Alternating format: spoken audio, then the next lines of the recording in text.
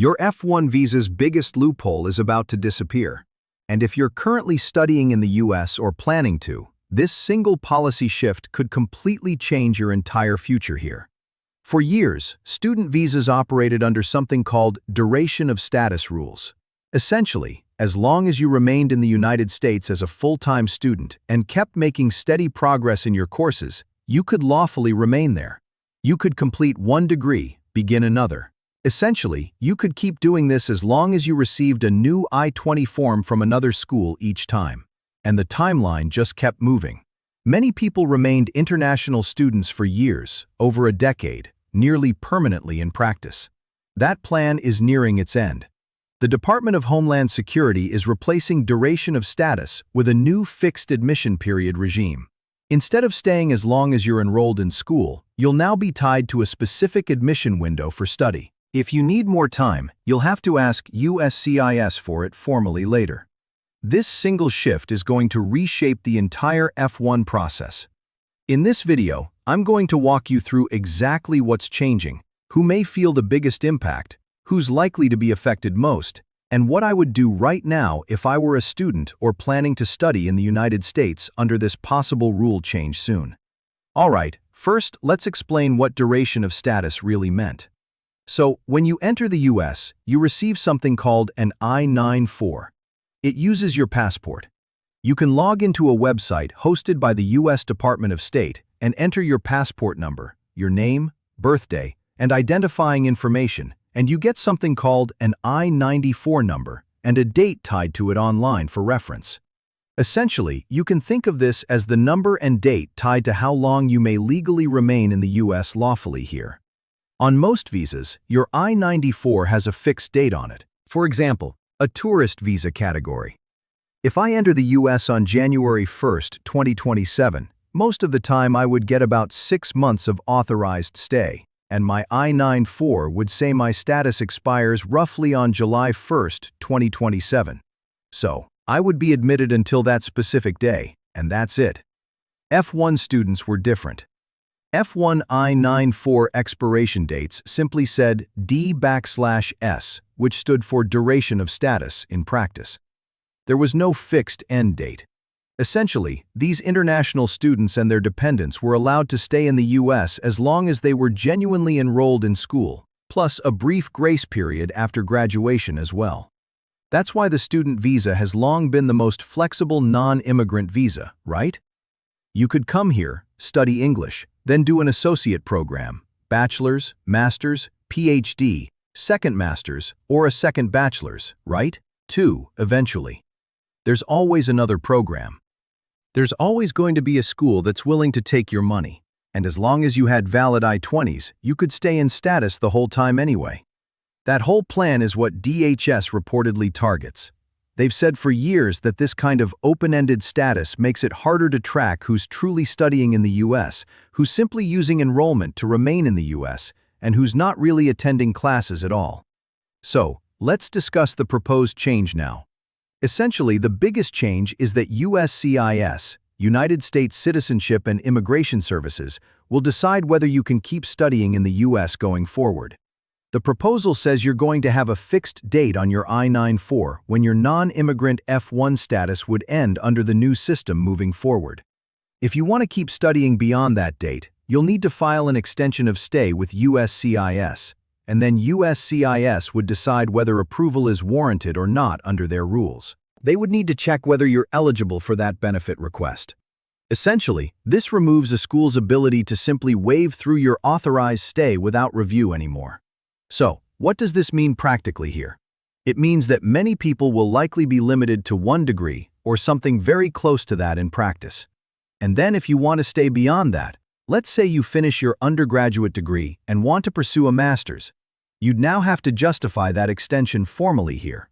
Essentially, what I expect is you need to be ready to explain the purpose of your study for pursuing another degree. Is this actually meant to further your career professionally? Are you building towards something specific, and what do you plan to do with your credentials after graduating later?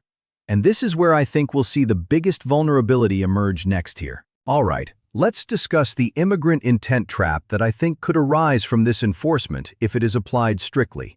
Keep in mind that the F1 is a non-immigrant visa. It does not technically permit immigrant intent whatsoever. When you explain why you want to extend, you'll want to be careful how you frame it. You don't want to argue that more schooling makes you look better to American employers, because that would cut against the whole point of your visa, which is that it's only temporary by design here. In my experience, a safer way to frame it would be to explain what you'll do with the skills you gain here and how they'll make you a stronger candidate or better entrepreneur, whatever you plan to do back in your home country later on there. That's where I think we'll see the biggest difference overall here. Now, the group I think is likely to be hardest hit here are people who were in school just to study English year after year. This is a fairly common pattern in some communities here in the US, right? These are people who come here simply to study English year after year. You're not going to be able to stay in these language programs forever. I think the strategy, if you genuinely want to study English here, is that it should be for a short, defined time, and then you need to either return home, change status, or transition into a real academic program in your field of study afterward there instead. I would make sure the program you plan to study is consistent with what you said your career goals or studies were when you applied for an F1 visa, or any change of status if you came as a tourist and later changed to F1 here too, overall. That's going to be extremely important. Any inconsistencies between what you said in a prior application and in a later one could be used as a reason to deny your case, or worse, accuse you of fraud or misrepresentation entirely. Now, this is one of the worst findings in an immigration case overall for sure. You may need a waiver in order to obtain that forgiveness. You may need a qualifying relative here too. Without it, this can follow you forever anyway. So consistency is essential here. Now, if you genuinely changed your mind or your plans changed, that's perfectly fine legally. But I would make sure you clearly explain the difference between what you said on a prior application and a later one, and explain clearly why that changed over time. Let's talk strategy one more moment, because the old playbook from F1 to OPT to H1B is going to be affected too as well here. For years, the main strategy was to pursue a STEM degree, right? Because a STEM graduate could get up to 3 years of OPT work authorization after graduation, right there. That's 3 years to work legally in the US, and also gives you 3 shots at the H-1B lottery. So it gives you plenty of time not only to do that, but also to let an employer sponsor you for a green card eventually, if possible. Unless you're from China or India, that might even be enough time for an employer-sponsored green card for a professional role to get approved there. That runway is going to be significantly compressed under this latest guidance now. Honestly, who knows what will happen to OPT or CPT themselves either. There's a lot of momentum, I would say, in some political circles to try to eliminate these programs entirely now. There is a chance those programs get tightened further too also. I'm not predicting it, I don't have a crystal ball, but I would not build a 5 to 10-year plan on the assumption that things will continue exactly as they have been going forward anyway. So, what backup plans exist here then? Depending on where you're from, there are other non-immigrant visas I would consider once you have your degree or while you're studying, and I would let those visas help shape your field of study if you want to stay in the US legally after graduation there.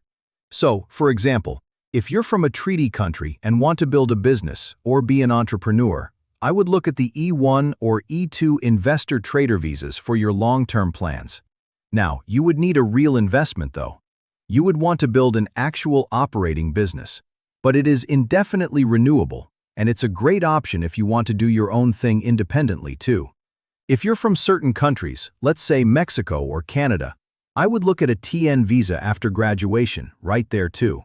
Assuming you work in a qualifying profession, that's a great option to have. If you're Australian, Chilean, or Singaporean, you also have other employment visas available, such as the E3 and H1B1, for work in a specialty occupation as well, right? After graduation too.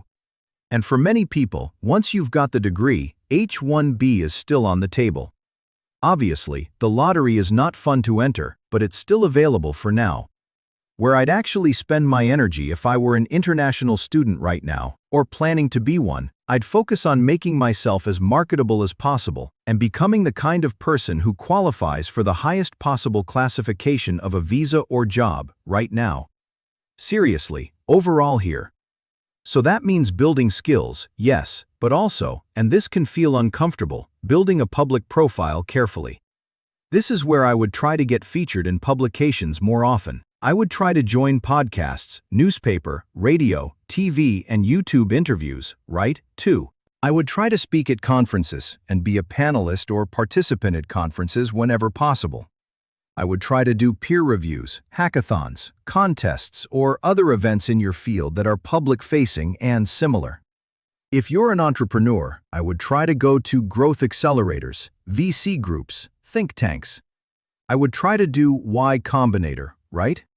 Essentially, I'm suggesting all these things because I think more than ever, a strong record matters, and people who build a profile of excellence, or show they're top tier or different, have a better chance of succeeding in the U.S. immigration system under this kind of process going forward as a whole for many applicants overall in practice too.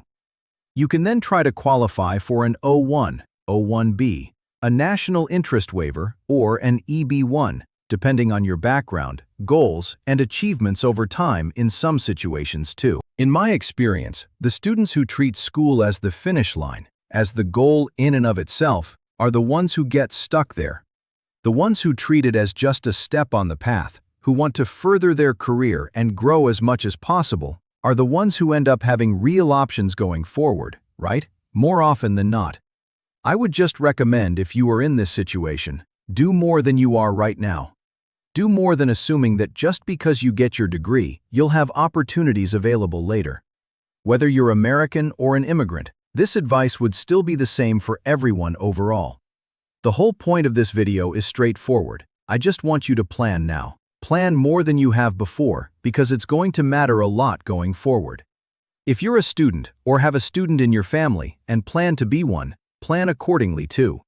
If you're not sure how this affects you, feel free to fill out our pre-qualification form online. It's in the description. Shameless plug as always. Happy to analyze and evaluate your chances. If you've got question about your timeline, feel free to reach out. If you have any other comments or thoughts on this, feel free to drop them in the comments. And until next time, thank you all.